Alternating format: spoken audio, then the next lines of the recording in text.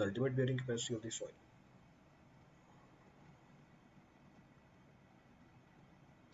Clear?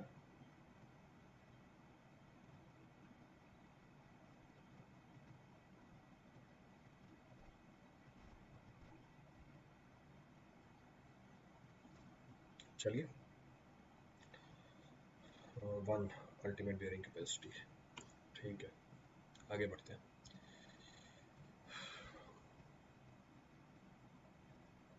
What is the effect of ambient temperature on ultimate biological oxygen demand or BOD of the waste? What is the effect of the ambient temperature on ultimate BOD? Ultimate BOD क्या होती है? Ultimate BOD का मतलब होता है total amount of oxygen required for the decomposition of organic matter. Total कितनी oxygen चाहिए organic matter के decomposition के लिए, इसको बोला जाता है ultimate BOD. टेम्परेचर अफेक्ट करता है rate of consumption of BOD को. टेम्परेचर का कोई इफेक्ट नहीं है हमारे अल्टीमेट BOD के ऊपर, क्योंकि ये तो उतना का उतना ही रहेगा, इसमें कोई फर्क नहीं पड़ेगा. So it remains unaffected by the temperature. कोई फर्क नहीं पड़ेगा टेम्परेचर का. हाँ, टेम्परेचर के बढ़ने से या घटने से जिस रेट से ये अल्टीमेट BOD कंज्यूम होगी वो चेंज हो जाएगा. टेम्परेचर बढ़ेगा, rate of consumption of BOD will increase. Temperature घटेगा, rate of consumption of BOD will decrease. पर अल्टीमेट BOD के ऊपर कोई फर्क नहीं पड़ेगा. अल्टीमेट BOD उतनी की उतनी रहेगी. सो अल्टीमेट BOD का इसके ऊपर कोई फर्क नहीं. There is no effect of the temperature over the ultimate BOD.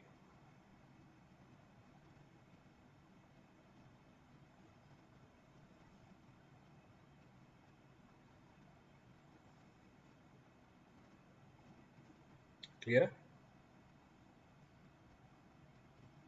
चले आगे. चलो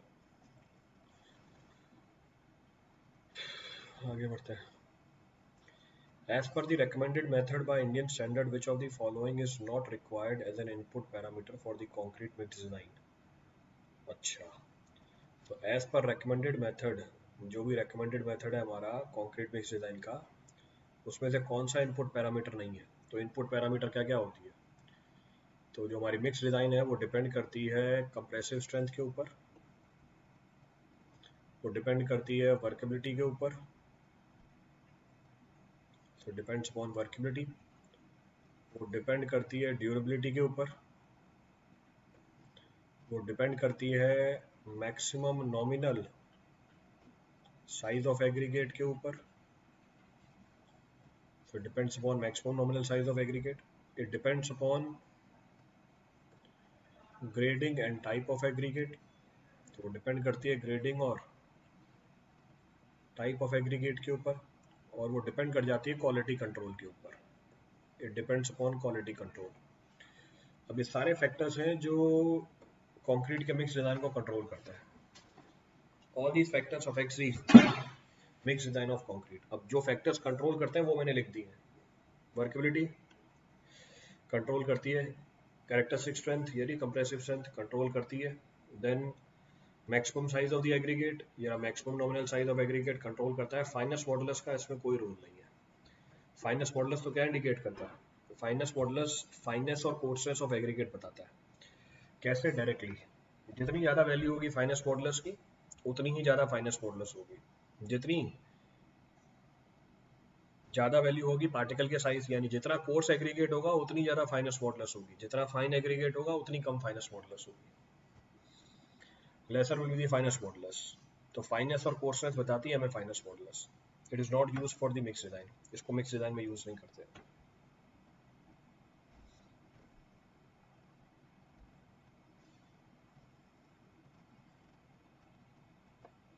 चले आगे. चलो आगे बढ़ते हैं.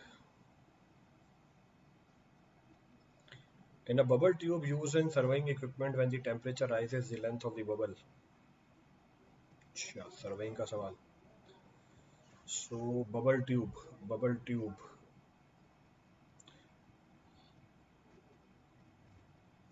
जब टेम्परेचर बढ़ेगा हमारा लिक्विड एक्सपेंड कर जाएगा. अगर लिक्विड विल एक्सपेंड तो बबल क्या कर जाएगी? डिक्रीज कर जाएगी. The size of the bubble will decrease. तो बबल ट्यूब के अंदर हमारा लिक्विड होता है और एयर होती है.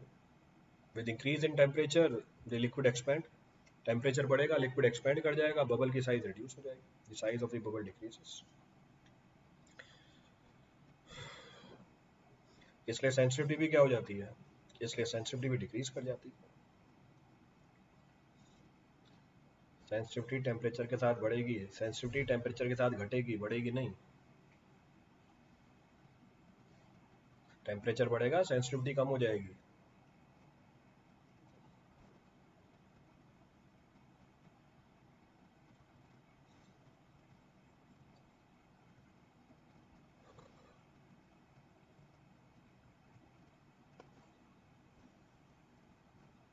चलो आगे बढ़ते हैं। नेक्स्ट क्या है, VG. VG grade, VG grade का मतलब क्या हुआ, वीजी ग्रेड का मतलब है विस्कोसिटी ग्रेड। तो VG30 of paving bitumen is suitable for a 7-day average maximum air temperature। Again standard problem, इसका तो कोड भी शेयर किया था मैंने, शायद कल परसों के लेक्चर में मैंने पूरा कोड ही शेयर कर दिया था। तो इन यस्टरडेज क्लास और डे बिफोर यस्टरडेज क्लास मैंने कोड की पिक्चर ही शेयर करी थी शायद। कहाँ शेयर करी थी कोड की पिक्चर, हाँ यहीं पे शेयर करी थी, कोड की पिक्चर भी शेयर कर दी थी मैंने। So it varies in the range of 38 to 45 degree Celsius, VG30। तो 7 डे का average maximum air temperature range करता है 38 से लेके 45 डिग्री के बीच में। हाँ पेमेंट वाला शेयर किया था मैंने, वो तो फ्लैश पॉइंट था, that was flash point.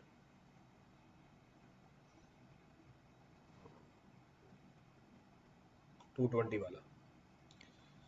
So it is suitable for 7 day average maximum air temperature of 38 to 45 degree Celsius. Standard result है, result is standard.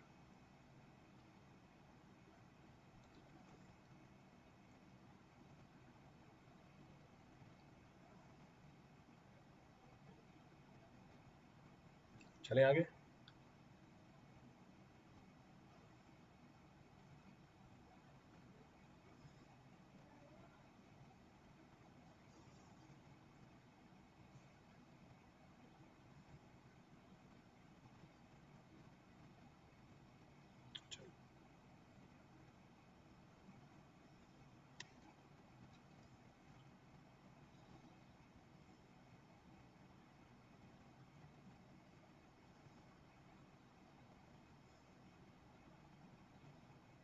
As per IS 456, a concrete of compressive strength 50 MPa will have the estimated strength in flexure approximately equals to।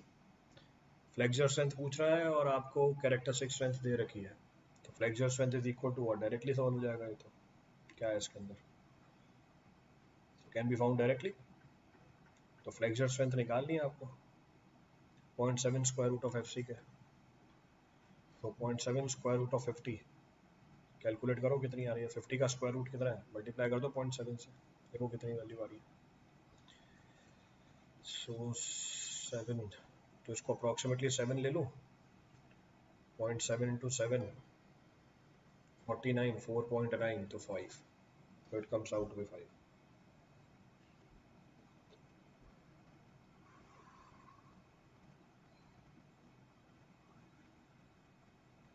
Clear है, सो 5 MPa।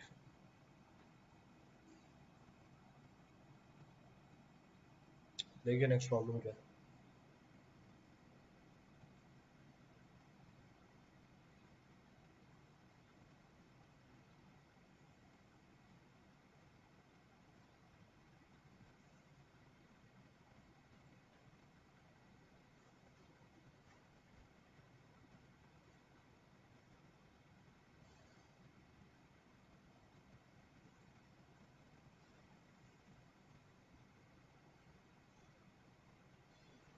Tracing of the longitudinal bars measured along the periphery of the column shall not exceed x7। Again IS 456, 7 क्यों लिखा जा रहा है। तो again standard result IS 456, तो बोल रहा है spacing of the longitudinal bar measured along the periphery of the column shall not exceed 300 mm, 300 mm को एक्सीड नहीं करनी चाहिए, तो should not exceed 350 mm। 250 mm क्यों भाई, कोड चेंज हो गया है क्या?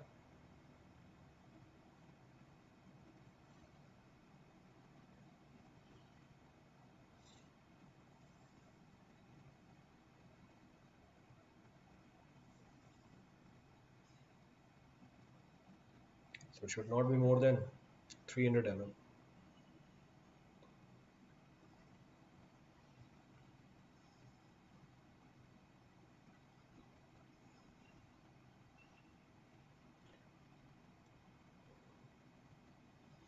Which of the following is true about the dissolved oxygen level in the water stream?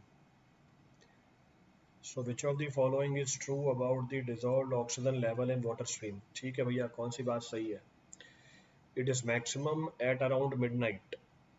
It is maximum around noon. It is minimum around noon. It does not vary during the daytime. अच्छा, very करता है day time में। Maximum होगा noon के around. क्यों maximum होगा noon के around? Reason being photosynthesis takes place. जो भी एक्वेटिक एनिमल्स हैं, they carry out photosynthesis during which oxygen will be released, जिसकी वजह से concentration of DO increases in the noon time.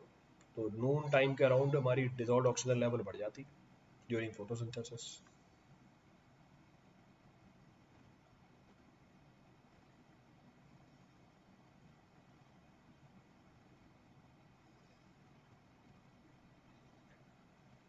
Clear है?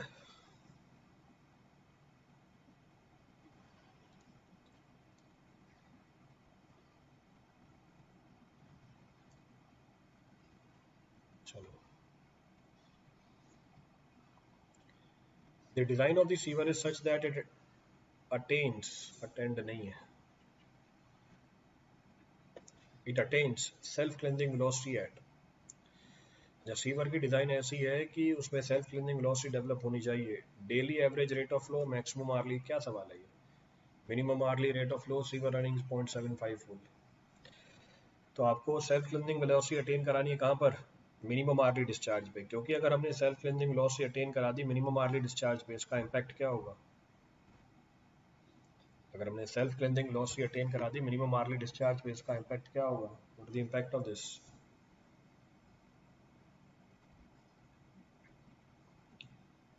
पूरे दिन जो भी डिस्चार्ज रन करेगा आपको वेलोसिटी सेल्फ क्लीनिंग वेलोसिटी से ज़्यादा मिलेगी। इसका मतलब सॉलिड कभी डिपॉजिट नहीं करेंगे। It means the solid will not be deposited. तो अगर हमने self cleaning velocity minimum RD discharge पे अटेन करा दी, पूरे दिन में जो डिस्चार्ज होगा उस पर आपको वेलोसिटी सेल्फ क्लीनिंग वेलोसिटी से ज़्यादा ही मिलेगी।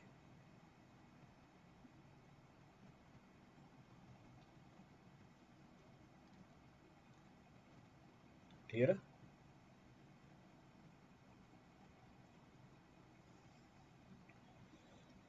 चलो आगे बढ़ते हैं।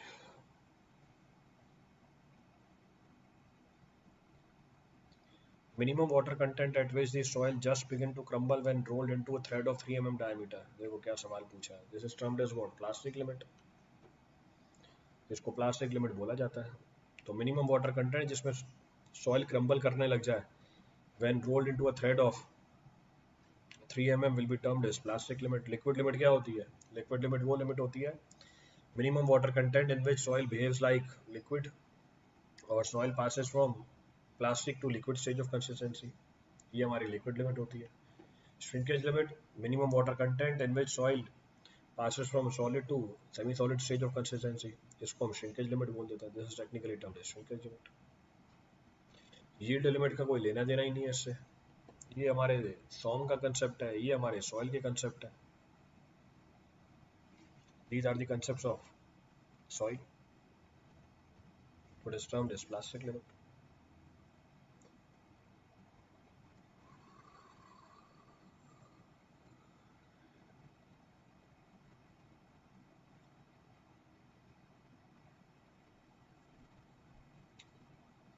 क्लियर है पूरी कहानी?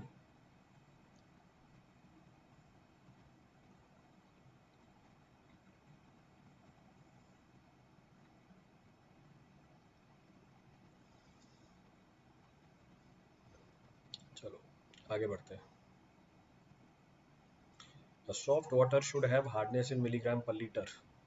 A soft water should have hardness in milligram per liter.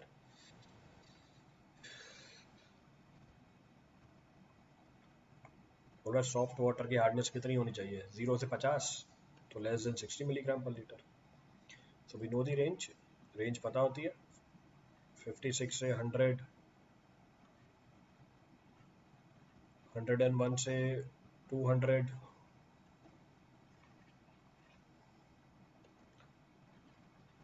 फिर 201 से 500। तो डायरेक्टली टेबल से ही है, can be directly referred from the table. तो सॉफ्ट वाटर है, इसका मतलब 0 से लेके 55 यानी लेस देन 60 हो गई। तो this is the hardness of the soft water, ये हार्डनेस है हमारे सॉफ्ट वाटर की।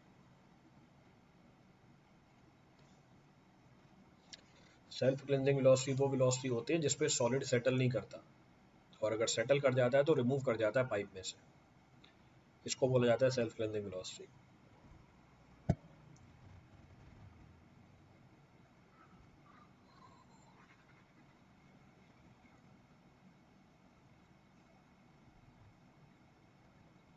क्लियर है?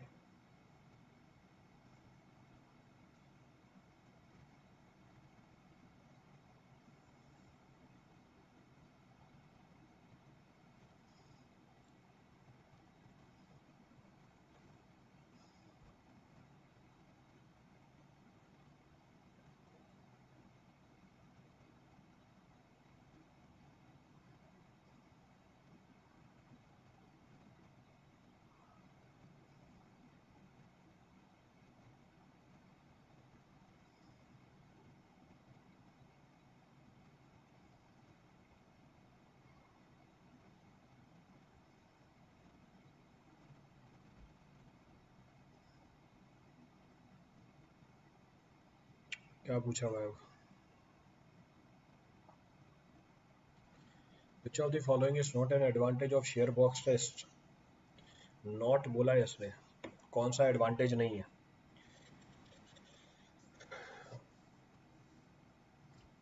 डीडीए में डिग्री वालों को नॉट अलाउड कर दिया। ठीक है सर, फिर क्या करें बताओ? पढ़ना छोड़ दें या पढ़ाना छोड़ दें?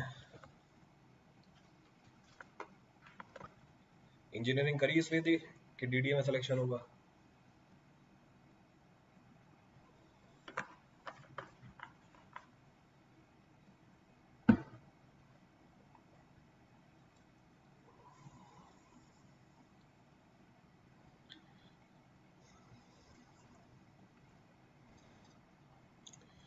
विच of the following is not an advantage? अब कौन सा एडवांटेज नहीं है? देखो, इजी एंड क्विक एडवांटेज है, useful in determining residual strength, ठीक है, एडवांटेज है, shearing along predetermined plane, shearing along predetermined plane तो क्या है यहाँ पे? ये तो ड्रॉबैक है शेयर बॉक्स है इसका, कि इसमें शेयरिंग हमेशा होती है प्री डिटरमाइंड प्लेन के along which might not be the weakest plane. जरूरी नहीं है कि वो क्या हो, हमारा वीकेस्ट प्लेन हो, तो ये तो हमारा ड्रॉबैक होता है। ड्रॉबैक होता है मतलब हमारा आंसर है, इसका मतलब ये क्या बन गया, हमारा आंसर बन गया। Then undrained strength are reliable, undrained strength are reliable, which of the following is not the advantage? भाई कुछ भी लिख के दे रहा है ये। अगर हम बात करें शेयर बॉक्स स्ट्रेस की, शेयर बॉक्स स्ट्रेस तो फुली ड्रेन्ड कंडीशन के लिए निकाला जाता है, क्योंकि यहाँ पे ड्रेनेज को कंट्रोल नहीं कर सकते, तो फिर से ये भी इसकी क्या एडवांटेज नहीं है। अनड्रेन्ड स्ट्रेंथ नहीं निकालता, ये ड्रेन्ड स्ट्रेंथ निकाल के देता है, तो दोनों बात सही है, both the statements are correct.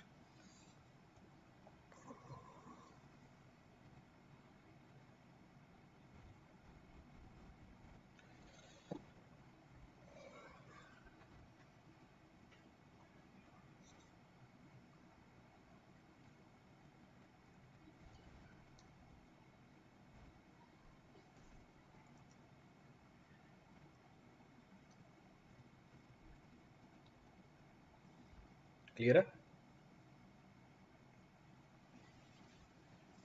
कल कल एक जने का कमेंट आया, वीडियो देख रहा था मैं, कल एक जने का कमेंट आया, सर अब क्या फ़ायदा, अब तो बीटेक अलाउड ही नहीं है इसके अंदर। मैंने कहा भाई ठीक है छोड़ो, मतलब जवाब भी नहीं देना बनता इनको तो, कि तरह अब क्या फ़ायदा डीडीए के सवाल कराने का, अब तो बीटेक अलाउड ही नहीं है इसके अंदर।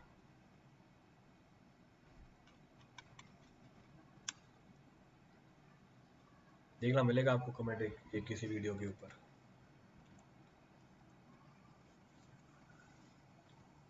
मस्त मस्त कमेंट आते हैं, मतलब मस्त मस्त आइटम लोग हैं। अब तो सर बीटेक अलाउड ही नहीं है, अब क्या फायदा है इसका।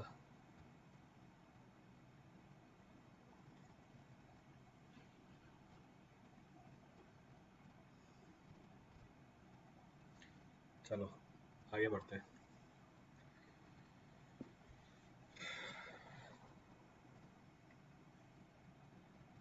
एक एक और था।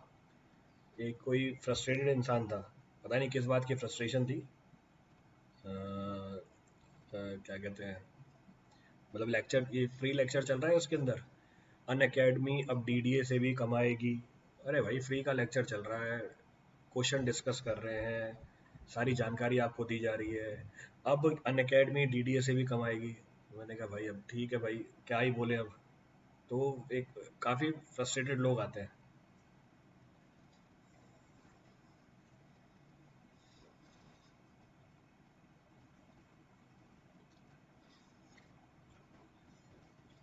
So effective length of the steel column with restraint translation and rotation at both the end is P times the physical length, IS 800।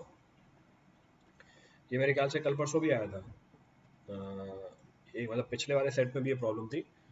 Restraint against translation and rotation at both the and, इसका मतलब fix है दोनों and पे, it is fixed and both the and. कब से live हो? मैं 1986 से लाइव हूँ। तो इट इज 0.65 L।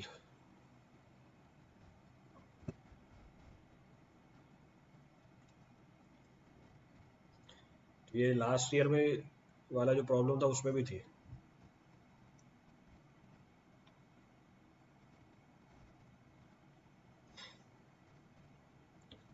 क्यों, उससे पहले क्या करता था? उससे पहले लाइव नहीं था क्या?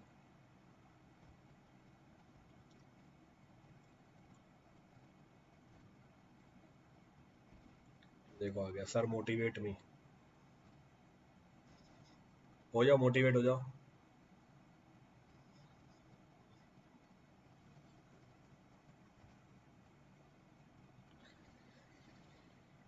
चलो आगे बढ़ते हैं। विच of the following is a sedimentary rock? सवाल बोल रहा है इसमें से कौन सा सेडिमेंट्री रॉक है। सेडिमेंट्री रॉक वो रॉक होते हैं जो किससे बनते हैं?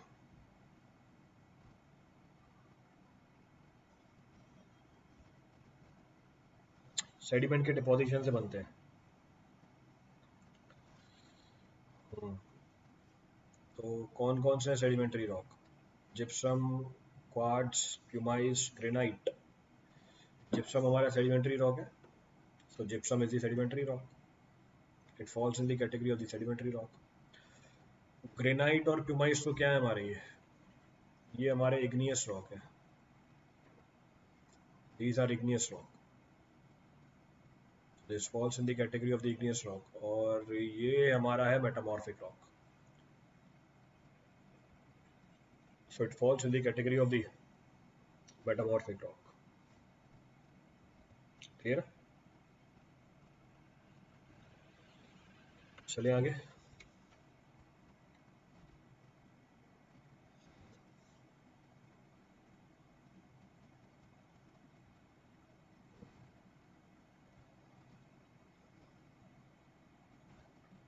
चलो आगे बढ़ते हैं। Next, which of the following material will have the least permeability?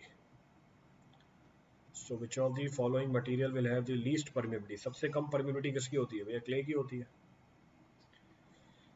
तो क्ले की permeability सबसे कम, उसके बाद किसकी मिलेगी? सिल्ट की मिलेगी, उसके बाद सैंड की मिलेगी, फिर ग्रेवल की मिलेगी। वैल्यूज भी बताया मैं तो इसकी, we know the values of the permeability. तो आपको तो वैल्यू भी बता रखी है। ग्रेवल की permeability more than 1 cm/s, sand की 1 से लेकर 10⁻³ सिल्ट की 10⁻³ से लेकर 10⁻⁴, क्ले की लेस देन 10⁻⁷। तो this is the order of the permeability, ये ऑर्डर होता है हमारे परमिबिलिटी का।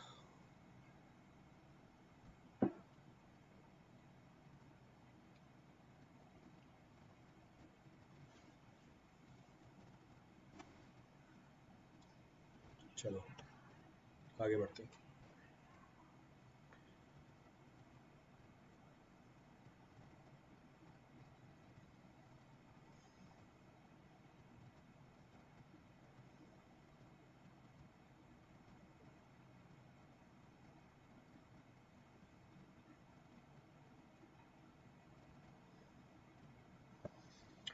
The cylinder strength of the concrete is usually taken as x times than that of the cube strength in compression, where x is cylindrical strength होती है हमारी 0.8 times,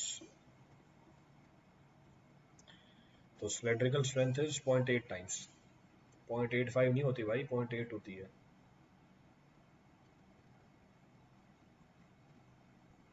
So it comes out to be 0.8 times. कोई भी option नहीं है इसमें से, none of the option is there.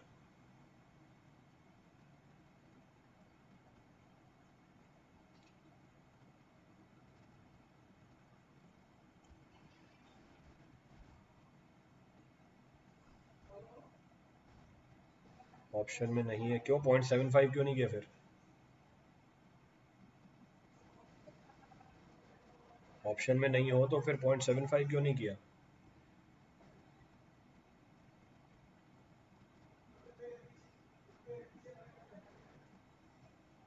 कोई भी आंसर नहीं होगा भैया। एक्स की वैल्यू पूछी, एक्स की वैल्यू 0.8 होती है, कोई भी नहीं है। अब ये थोड़ी कि मैं आंसर मार्क करके आ जाऊंगा, पे कुछ भी नहीं है। क्यूब की 1.25 टाइम्स, हाँ क्यूब की 1.25 टाइम्स। कम नहीं ले सकते? क्यों भाई, ये क्या लॉजिक है, कम नहीं ले सकते? ये तो ऑब्जर्व वैल्यू है। इसमें भी देखो लॉजिक आ रहा है, कम नहीं ले सकते तो ज़्यादा लेंगे, तो ज़्यादा ले रहे हो तो 0.95 ले लो ना, अगर ज़्यादा ही लेना है तो। फिर 0.85 का क्या लॉजिक है? मतलब गलत आंसर में भी सही करने के पीछे लॉजिक है इनका। भैया कोई भी आंसर नहीं दे रहेगा, क्यों मार्क करूंगा मैं कोई answer? Why all be marking any answer? None of the answer is correct.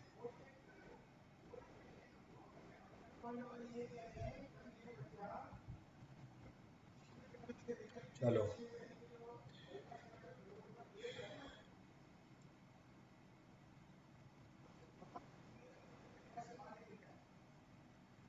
Next क्या है? टी के बाद एक डिजिट मिल रहा है, टी के बाद, अच्छा पॉइंट के बाद एक डिजिट मिल रहा है। The usual detention period for oxidation pond is generally, usual detention period, detention period for oxidation pond, ये कौन है? 12 से 24 घंटे, 12 से 24 घंटे होता है डिटेंशन पीरियड ऑक्सीडेशन बॉन्ड का। हे भगवान भाई, 2 से लेके 6 हफ्ते होता है, 2 to 6 weeks. 2 to 6 weeks, 2 to 6 weeks मतलब 14 से लेके 6 हफ्ते, 6 हफ्ते 3 45 दिन, 14 to 15 डेज, 14 into 24 से लेके 45 into 24, निकाल के बताना जरा कितनी वैल्यू आ रही है। तो आवर्स की बात कर रही है, तो 14 into 24 कितने आवर्स हुआ? 14 into 24, so approximately 330 hours, 45 into 24, 1080 hours, 330 से लेके 1080। Answer is 4।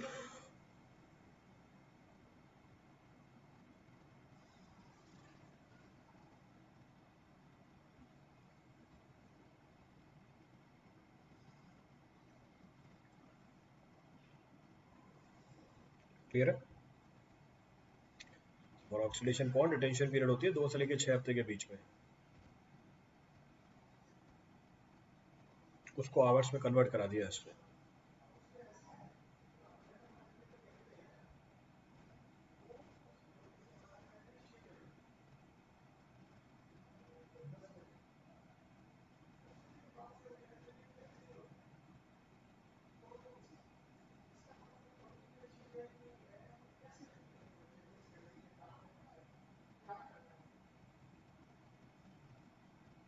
चले।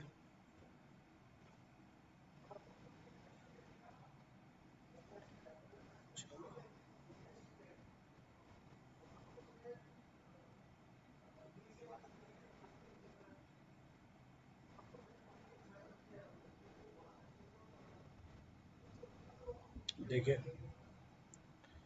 Next, according to IS options तो मिल नहीं रहा। क्यों ऑप्शन मिल क्यों नहीं रहा? ये रही ना। और ये कौन सी हार्ड एंड फास्ट वैल्यू है, 2 से 6 हफ्ते? ये अप्रॉक्सीमेट वैल्यू होती है। ये डिटेंशन पीरियड जो होता है 2 से 6 हफ्ते की रेंज दे रखी है, ये भी अप्रॉक्सीमेट वैल्यू है। ये कोई हार्ड एंड फास्ट वैल्यू थोड़ी कि 330 दिन ही होगा। ऑक्सीडेशन बॉन्ड के भी खूब सारे टाइप होते हैं। There are several types of the oxidation bond which are available. वो देखो अभी इसने फिर दिमाग लगाया कि देखो सर ने तो पीछे बोला था यहाँ पे कोई ऑप्शन मैच नहीं कर रहा, तो यहाँ पर भी कोई ऑप्शन मैच नहीं कर रहा, मैसेज टाइप कर देते हैं बस। तो इससे ये पता चल जाता है भैया सीखना सीखना सीखने की इच्छा बिल्कुल नहीं है, ना ही सीखने के मोटिव से बैठे हुए हो यहाँ पे।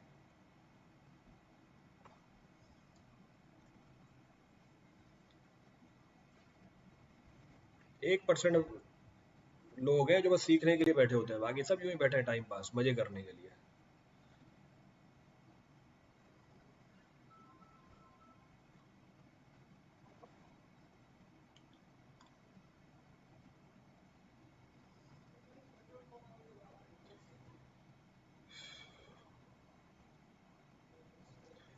According to IS 800, what is the allowable effective slenderness ratio for a member carrying compressive load resulting from dead load and imposed load? Dead load, dead load, imposed load। ठीक है, क्या पूछा है इसने भाई? Allowable effective slenderness ratio, member carrying compressive load resulting from dead load, imposed load। अच्छा,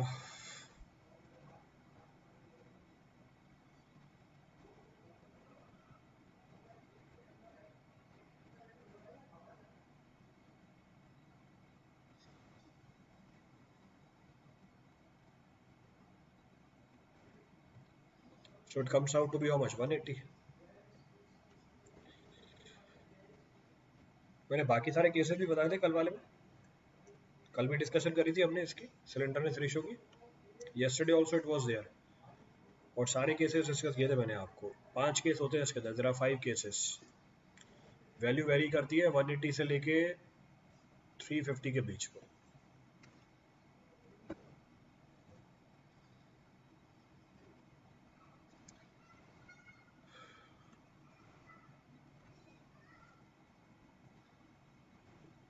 चलो आगे बढ़ते हैं।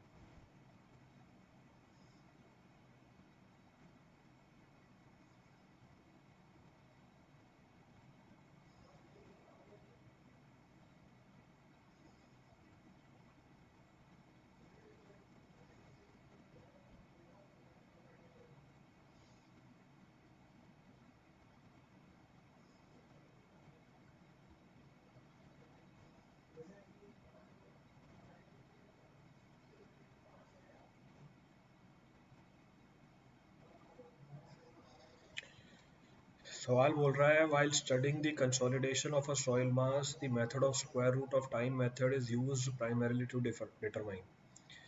अच्छा, square root of time fitting method, square root of time fitting method किसके लिए यूज करते हैं? देखो दो मेथड होते हैं हमारे, there are two methods available. एक ये तो लिखा ही हुआ है square root of time fitting method, और एक दूसरा तरीका होता है हमारा log of time fitting method. Log of time fitting method ये किसने दिया था? Square root of time fitting method ये दिया था टेलर ने। और ये किसने दिया था? ये दिया था कैसे ग्रेंडे ने। और दोनों ही हम यूज करते हैं क्या निकालने के लिए, कोफिशिएंट ऑफ कंसोलिडेशन निकालने के लिए. Both are being used to find the what, coefficient of consolidation. Coefficient of compressibility तो कैसे निकाला जाता है, by performing the test, consolidation test. ये निकलता है कंसोलिडेशन टेस्ट से. ये भी किससे निकलती है, कंसोलिडेशन टेस्ट से. कंसोलिडेशन टेस्ट से. This is also found using consolidation test. Time factor कैसे निकलता है, ये तो हम निकाल लेते हैं mathematically, CVT/d².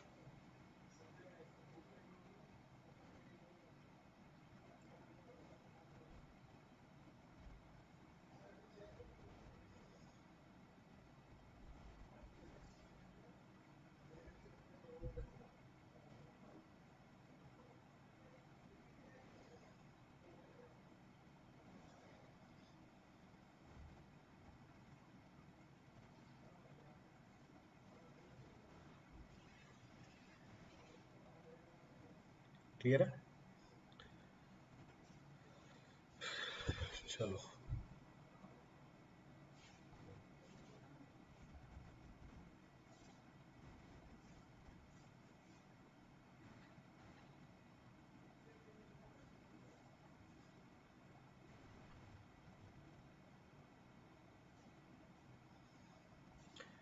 two structural steel plates of thickness 12 mm and 14 mm are to be welded together. What will be the maximum size of the fillet weld? Codal provision,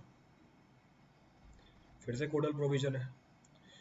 जो साइज है हमारे वेल्ड का, पहले तो वेल्ड बताओ कौन सा लगेगा, which weld will be use, weld लगेगी fillet weld. Fillet weld, fillet weld की मैक्सिमम साइज कितनी होगी, मैक्सिमम साइज होगी जो थिनर मेंबर है, थिनर मेंबर में से क्या घटा दो, 1.5 mm घटा दो. तो थिनर मेंबर में से 1.5 mm घटा दिया, 10.5 mm. ये मैक्सिमम साइज आ गई, मैक्सिमम पूछी थी 10.5. एब्सोल्युटली करेक्ट, सही है. निकिता, द्विवेदी, प्रदीप, पार्थ, टी मिनिमम -1.5, बिल्कुल सही बात है.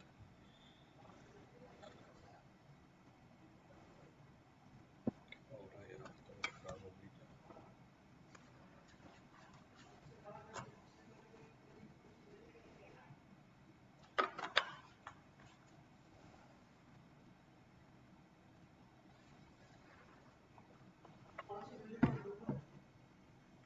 राउंड करके 3/4 करेंगे. हाँ, राउंड करके 3/4 करेंगे. तो राउंड करके 3/4 कर सकते हो. चलो देखो, the hydraulic rate line for flow in pipe of constant internal diameter, the hydraulic rate line for flow in a pipe of constant internal diameter. ठीक है, आज बहुत जल्दी सिंपल सिंपल सवाल थे आज के में, कुछ तो रिपीटेड है और बाकी भी जो थे बहुत ही सिंपल थे, कुछ बताना नहीं पड़ रहा था उसके अंदर.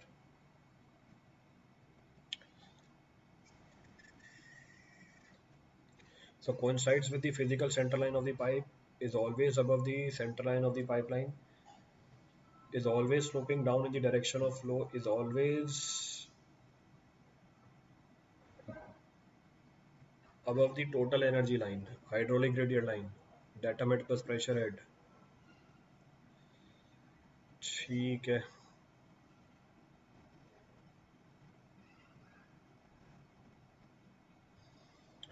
ये हमारी होगी टोटल एनर्जी लाइन, ये हमारी होगी hydraulic gradient line.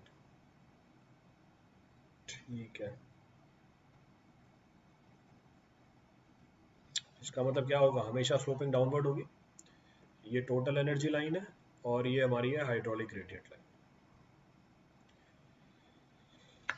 Because of the friction loss, friction loss की वजह से. तो क्योंकि फ्रिक्शन लॉस होगा, ये हमेशा स्लोपिंग डाउनवर्ड होगी, it is always be sloping downward.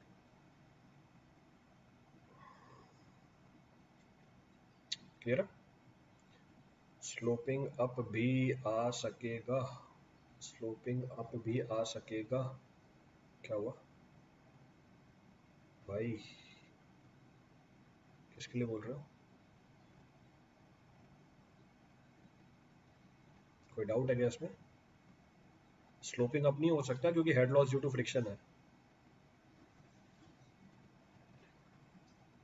It can never be sloping up, friction की वजह से हेड लॉस होगा। कांस्टेंट डायमीटर है, इसका मतलब काइनेटिक हेड कांस्टेंट है। ऑलवेज, हाँ ऑलवेज ही होगा भाई। भाई कांस्टेंट डायमीटर है, कांस्टेंट डायमीटर है, इसका मतलब क्या हुआ, वेलोसिटी कांस्टेंट हो गई। Total energy line summation of datum head plus pressure head plus V square by 2g, तो ये तो कांस्टेंट ही हो गया। तो ये चीज़ कांस्टेंट हो गई वी स्क्वायर बाय 2g। अब जैसे जैसे आगे बढ़ोगे head loss due to friction बढ़ता जाएगा, head loss due to friction बढ़ता जाएगा, इसका मतलब क्या कम होती जाएगी, आपकी प्रेशर हेड कम होती चली जाएगी ना, तो ये हमेशा स्लोपिंग डाउनवर्ड होगा। फ्रिक्शनलेस हुआ ना, फ्रिक्शनलेस थोड़ी ना। फिर तो सवाल ही चेंज हो गया पूरा, and the problem is changed. तो फ्रिक्शनलेस हुआ फिर हॉरिजॉन्टल हो जाएगी।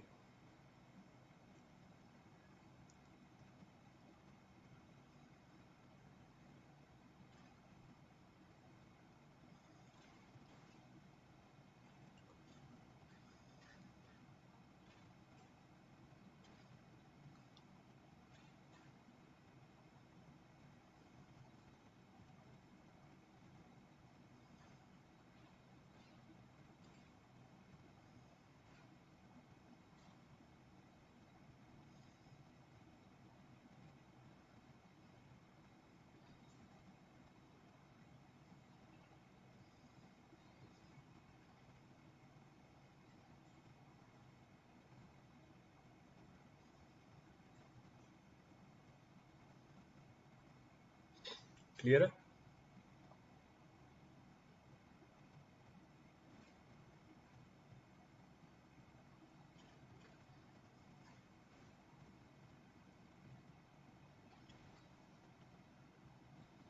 शैल we continue?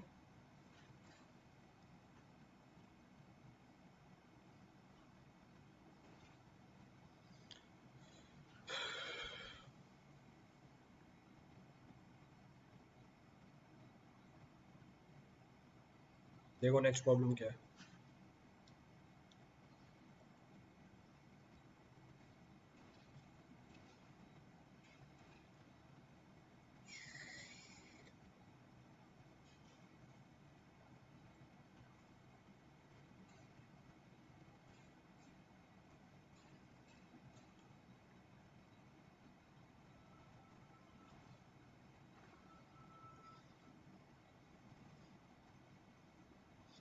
Hydraulic jump occurs when the grade changes from, hydraulic jump occur करती है जब ग्रेड क्या हुआ 100% चार्ज्ड। अच्छा, हाइड्रोलिक जंप अकर करती है when the grade changes from where to where.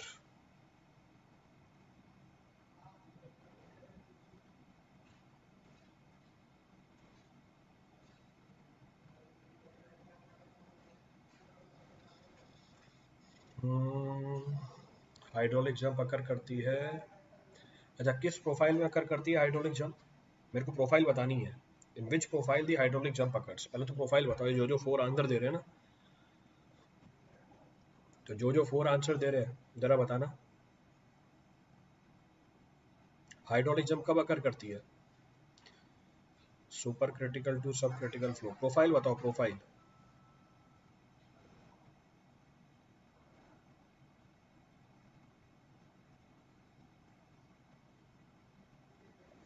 When it occurs,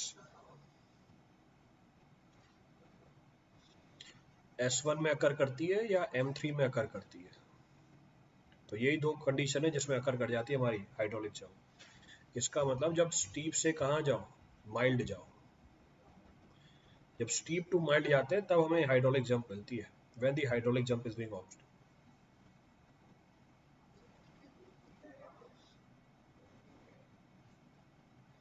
S2 में नहीं मिलेगी।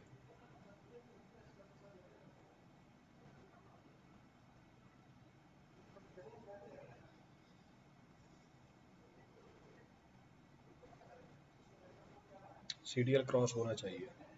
सही बात है, एब्सोल्युटली करेक्ट। तो स्टीप टू माइल्ड।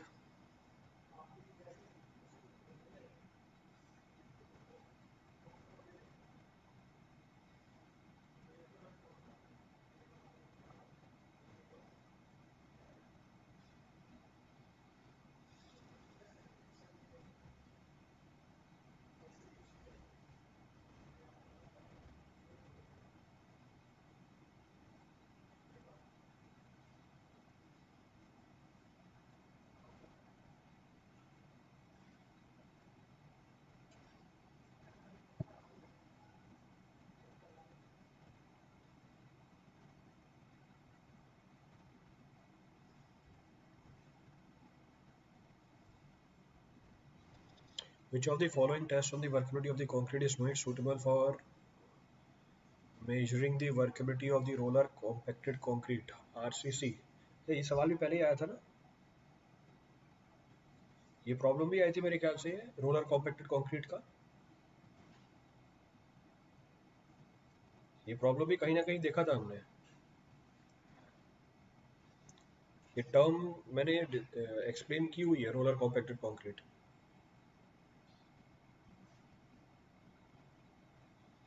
इसमें ही आए थे पेमेंट की कंस्ट्रक्शन में। It is use for the construction of the payment.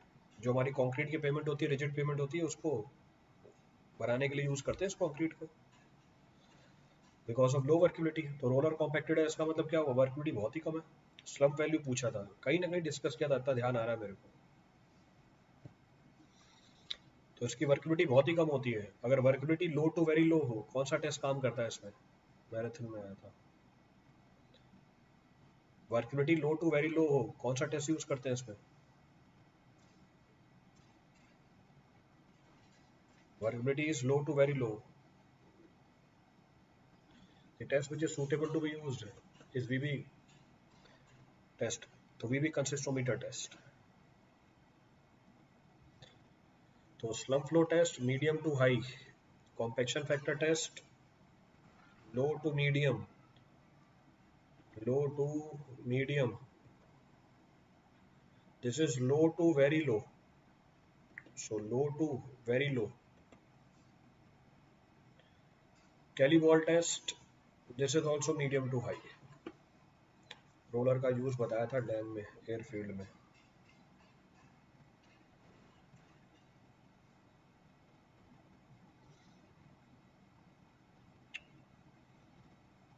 Clear है?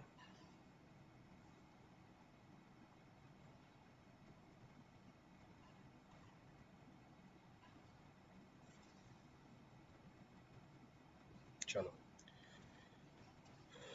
आगे बढ़ते हैं। Which of the following is not the permanent adjustment of the theodolite? ये भी अभी कल परसों डिस्कस किया था हमने, मेरे ख्याल से कल ही डिस्कस किया था मैंने। तो उसमें से कौन सा परमानेंट एडजस्टमेंट नहीं है? Elimination of the parallax, elimination of the parallax ये तो टेम्परेरी है, तो ये है हमारी temporary adjustment. Adjustment of the vertical circle index permanent adjustment, adjustment of the telescope, then adjustment of the horizontal plate level, ये सारे हमारे परमानेंट एडजस्टमेंट है। कंपास किया था, वो कंपास था, थियोडोलाइट है। तो टेम्परेरी एडजस्टमेंट अगर इसके करोगे तो centering, levelling and elimination of parallax.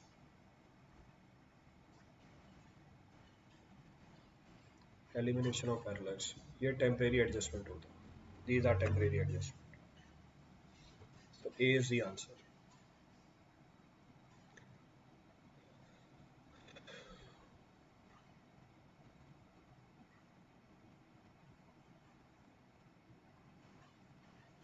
Last problem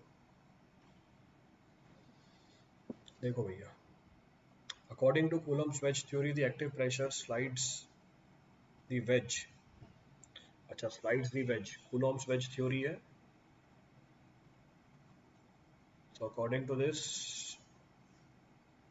जो हमारा एक्टिव प्रेशर है वो वेज को कहाँ स्लाइड करता है? अच्छा,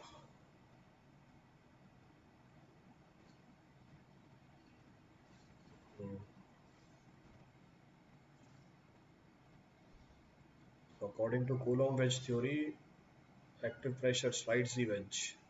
तो अगर वेज की देखें हम मूवमेंट, ये लो वेज की मूवमेंट आ गई, जैसे the movement of the wedge horizontally inward and parallel to the base. Horizontally inward and parallel to the base, ये कहाँ हो गया, आउटवर्ड हो गया, ये तो गलत है। Up and inward of the slip surface, up नहीं है, डाउन है, गलत हो गया। Down and outward of the slip surface आ गया, down and outward of the slip surface. Horizontally upward and parallel, गलत बात है। तो आंसर इज सी। तो answer comes out to be सी।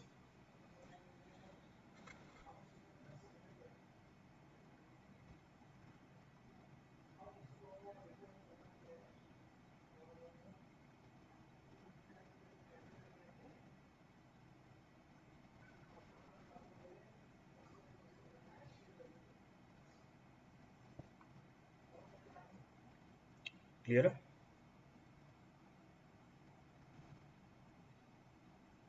चलो, सफिशिएंट है आज के लिए, बाकी कल करते हैं। आज बच्चे सवाल कर लिए।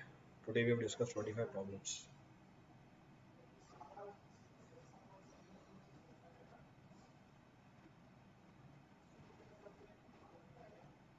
चलिए, थैंक यू एवरीवन।